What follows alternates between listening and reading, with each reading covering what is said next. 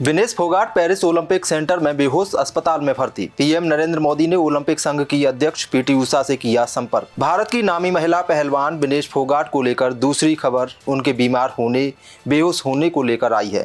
Paris Olympic में महिलाओं के 50 किलोग्राम फाइनल में अयोग्य घोषित होने के बाद विनेश बेहोश हो गईं।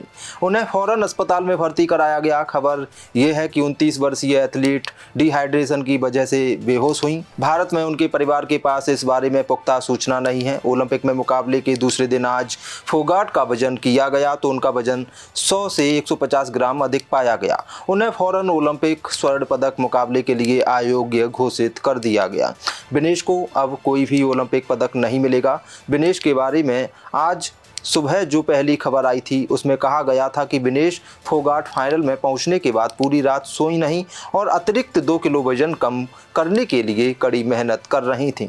पूरी रात उन्होंने साइकिलिंग की, वेट लिफ्टिंग की, लेकिन वजन फिर भी कम नहीं हुआ। उसके बाद वो निराश होती गईं और अंत में बेहोश हो गईं।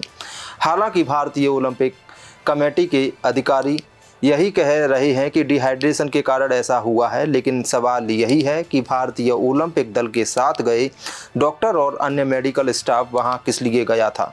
क्या वो एक खिलाड़ी का उस समय भी ख्याल नहीं रख सके जब वो फाइनल में पहुंच चुकी थी।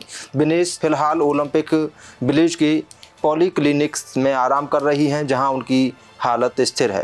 अफसोस की बात यह है कि भारतीय दल के पास फैसले के खिलाफ अपील करने का कोई विकल्प नहीं है, यानी अगर उनकी सेहत ठीक रहती है तो अपील हो सकती थी। ताज्जुब तो यह है कि विनेश के मामले में उच्च स्तर से भी दखल हुआ, इसके बावजूद भारतीय ओलंपिक कमेटी के वहां गए लोग जागे नहीं। प्रधानमंत्री नरेंद्र मोदी ने आईओए अध्यक्ष पीटी उषा से संपर्क किया। उषा को विनेश की दुर्भाग्यपूर्ण हार के बाद स्थिति के बारे में प्रत्यक्ष जानकारी जुटाने और भारत के लिए किसी भी संभावित विकल्प का पता लगाने के लिए कहा गया। सूत्रों के मुताबिक उन्होंने पीटी उषा से विनेश की अयोग्यता के संबंध में कड़ा विरोध दर्ज कराने का भी आग्रह किया, लेकिन भारतीय ओलंपिक दल किसी भी तरह की कोशिश करता नजर नहीं आया। देश दुनिया की सभी खबरें देखने के लिए जुड़े रहिए आचरण न्यूज से। आचरण न्यूज, हर कदम आपके साथ।